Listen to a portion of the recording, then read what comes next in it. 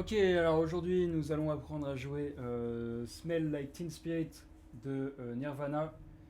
Je ne suis pas du tout bassiste, je joue de la basse quelques fois depuis 4 mois je pense, et comme ils n'avaient pas de bassiste, ils m'ont obligé à le faire. Alors me voici au studio, tel un esclave musicien. Donc on va suivre la guitare et ça donne.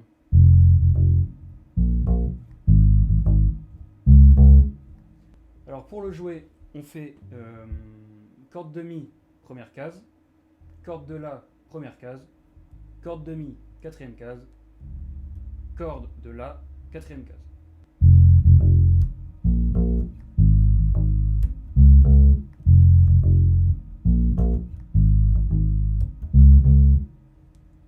Plutôt simple. Ensuite, on enchaîne avec le couplet. Le couplet, on va prendre exactement les mêmes cases, mais cette fois, on va remplir à la croche. Donc 4 fois chacune.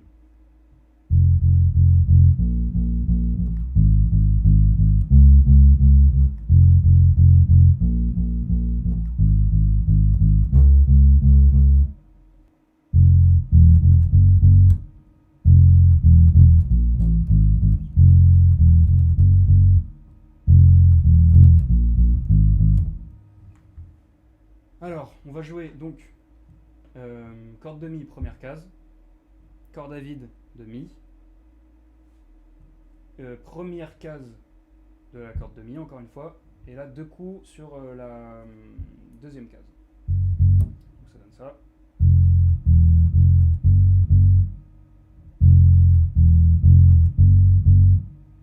Ça va, c'est plutôt simple. C'est après que ça se corse parce qu'il va falloir aller chercher la sixième case et la quatrième case. En fait, c'est exactement pareil au début. On joue ça, et après on va aller chercher 2 coups ici, 2 coups ici.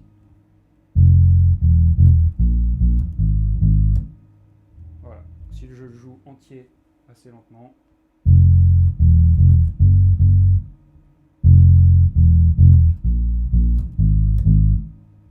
Et voilà, vous avez votre pont et toutes les parties de votre morceau. On va commencer par les rythmiques. Alors, en gros, vous avez une première rythmique qui est toute simple, dont on se sert dans les couplets et qu'on fait évoluer petit à petit. Je vous montre. Première rythmique.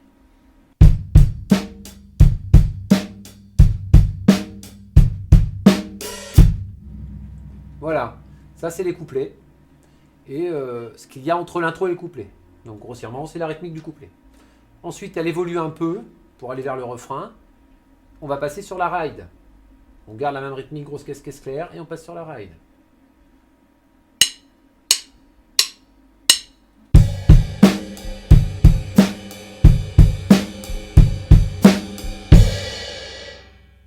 Voilà, donc il faudra le jouer 2 fois.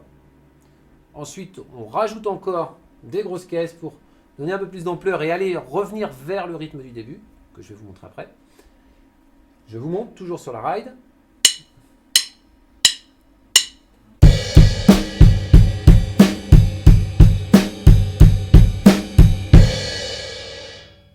La rythmique du refrain. Chaque rythmique est jouée avec une crash à son début. Donc c'est pour ça qu'il est très facile de les compter. Si vous en avez 4 à faire, vous comptez les crashs. Si vous en avez 8, c'est la même chose. Je vous la joue pas trop vite. Le charlet devrait être ouvert, mais je vais le laisser fermé pour que vous compreniez bien ce qui se passe à la grosse caisse et à la caisse claire.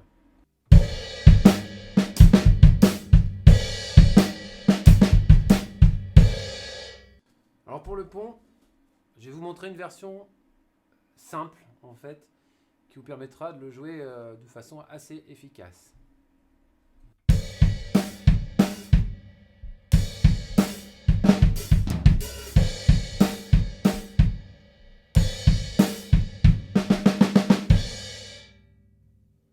Voilà. Alors après, lui normalement il fait quelque chose d'un peu plus complexe, mais si vous jouez ça, ça fonctionnera. Donc maintenant il y a des breaks pour enchaîner les choses. La fin de l'intro.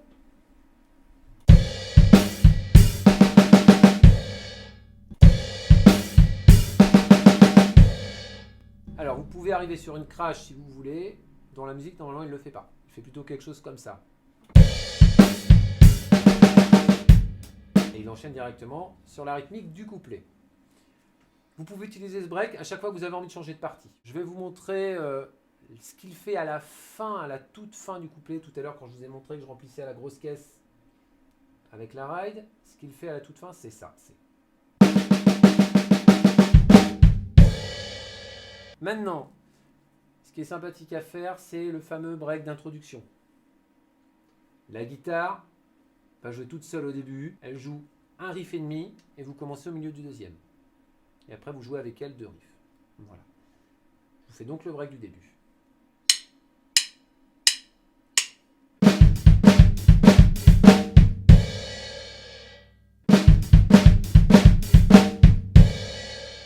Voilà. La crash, c'est le premier coup évidemment de la rythmique de l'intro. La rythmique de l'intro étant la même rythmique que celle du refrain. Donc,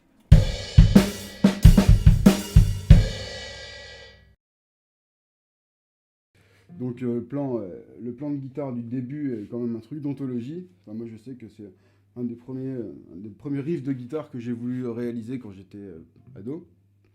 Et aujourd'hui je le réalise, 15 ou 20 ans après, plutôt pas mal.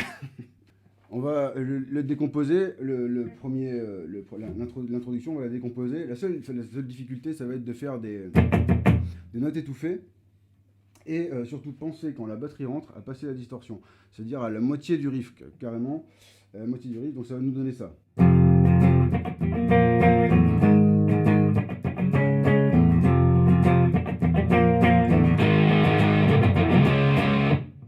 Voilà, sur la deuxième moitié, en fait, on va enclencher la distorsion. Donc on va démarrer ici à la case 1 sur un accord de Fa cinquième, Fa power chord. Alors le truc, c'est comme on va avoir un son très puissant, mettre le moins de notes possible. Hein, vraiment rester sur tonique, quinte, octave. Tonique, quinte, octave. Ensuite, on vient jouer le si bémol qui se trouve en dessous. Ensuite, on se décale sur un sol dièse à la quatrième case. Et ensuite, un do dièse à la quatrième case de la corde de La. Donc, au niveau de la rythmique, ça va donner... Donc, on a bien la première partie qui fait sur le Fa, pam, pam, pam. Ensuite, les notes étouffées.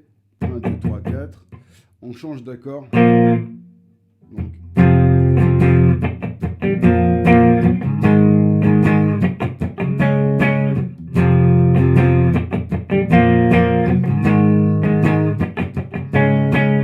Bien, ensuite, sur le couplet, donc la basse a une réelle place et une réelle importance dans le morceau, puisque c'est elle qui va reprendre cette partie-là. Donc il va faire Fa, Fa, Fa, Fa, Fa. Voilà. Nous, à la guitare, c'est hyper simple, puisque là, on va jouer vraiment deux cordes sur la première case de la corde de Si et la première case de la corde de Mi. Donc là, il n'y a aucune difficulté. On a juste besoin de mettre l'index à plat sur ces deux cordes et sur la première case. Et ça va nous donner... Voilà. Donc ça démarre sur le...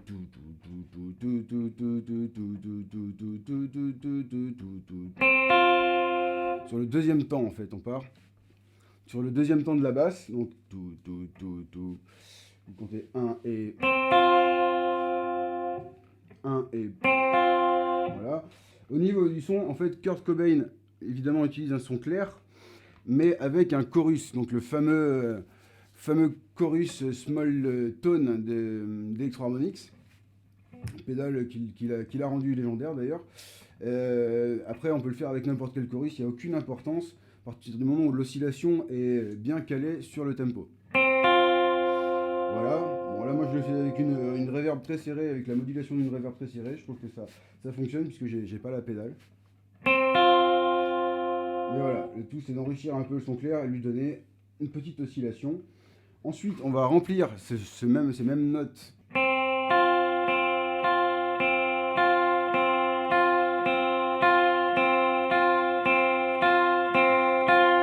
Si je vais émuler une ligne de basse en faisant une boucle, et je vais vous jouer le truc par-dessus de façon à voir le départ surtout. Donc...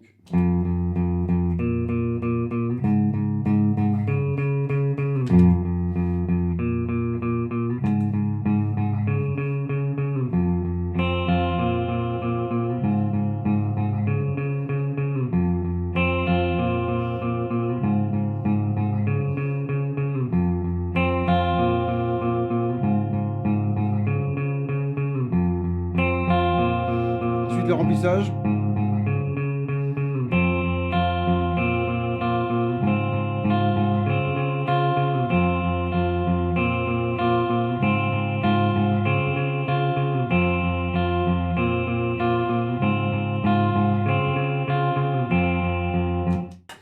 Alors, le riff du break, on va démarrer sur le Fa.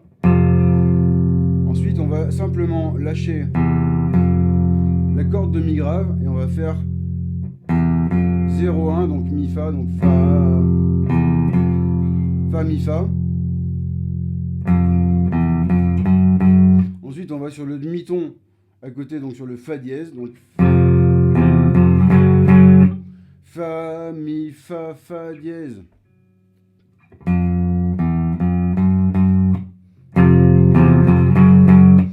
Là, on va faire un petit bend sur la troisième case de la corde de Sol.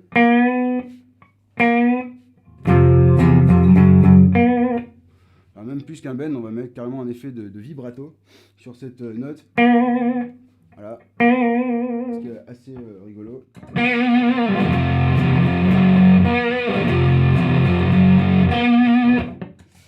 Et ensuite, on va venir finir le plan sur la sixième case de la corde de Mi en power chord et la quatrième. Ça va nous donner donc un Si bémol et un Sol dièse. Le plan tout doucement.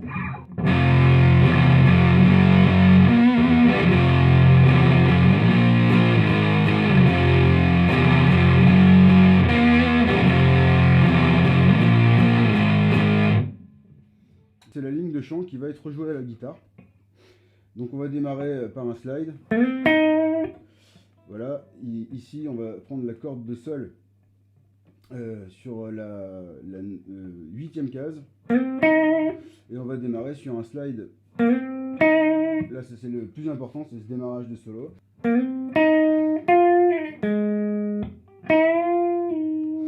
Alors ici on a quand même le slide et un bend, techniquement qui sont très importants dans ce solo. Donc on démarre sur un slide et ensuite là sur la corde de Sol on va faire le bend et ici encore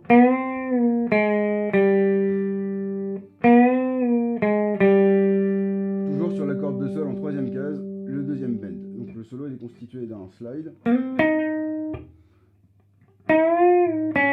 premier bend et le deuxième bend. Alors pour faire le solo, Kurt Cobain remet la modulation. D'ailleurs on l'entend très très bien sur le disque, il remet son chorus sur le solo pour lui donner un petit côté vivant.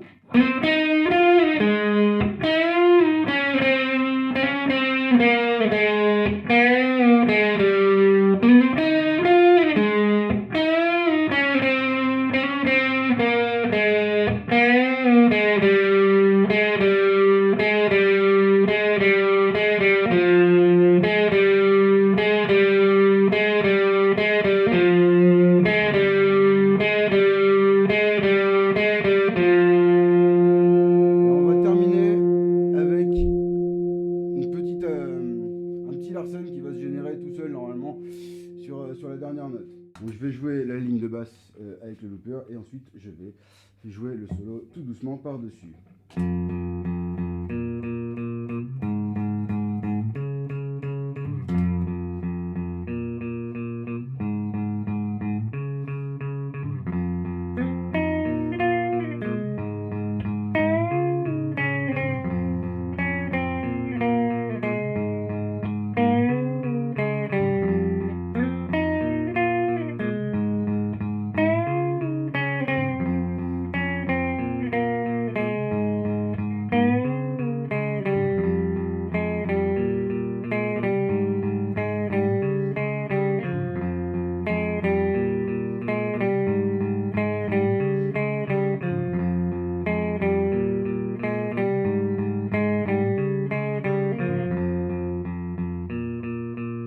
Et voilà pour ce tutoriel sur Nirvana.